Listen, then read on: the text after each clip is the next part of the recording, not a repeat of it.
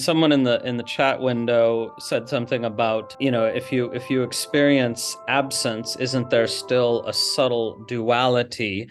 So I wanted to ask about that too, because from my point of view, duality itself is a mental construct, meaning to say, it seems that there's a hearer and a heard, a seer and a seen, but that seeming is itself an artifact of language, right? So we take ourselves to be a seer seeing a separate object, and there's the subject object dichotomy.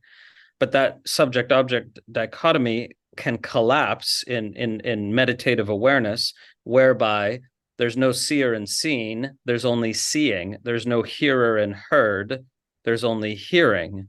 And so the sense of being a subject perceiving a separate object completely vanishes. And so that's part of why we invoke this term non-duality. There's a number of reasons to invoke the term. But I don't know if that aspect of things is something that analytic idealism gets into at all. The moment you model the whole of nature, the diversity of nature, as just different patterns of excitation of one underlying field, duality is gone. There is ever but only the field. There are no ripples separate from the lake, no whirlpools separate from the lake. There is only the lake.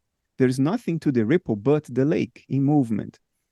So analytic idealism is fundamentally non-dual, in the sense that it says there is just one field of subjectivity. Everything else are just particular behaviors or patterns of excitation of the field. What we consider to be an external subject is a pattern of excitation of the field. What we consider to be us is a pattern of excitation of the field. And these patterns of excitation can interfere, just like ripples can on a lake. They can flow towards one another and impact one another and then interfere constructively or destructively. Yes, this can happen in mind as well. Different patterns of excitation can interact.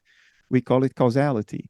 But all along, there is only ever just the lake that ripples, not anything other than the lake, not anything other than that field of subjectivity.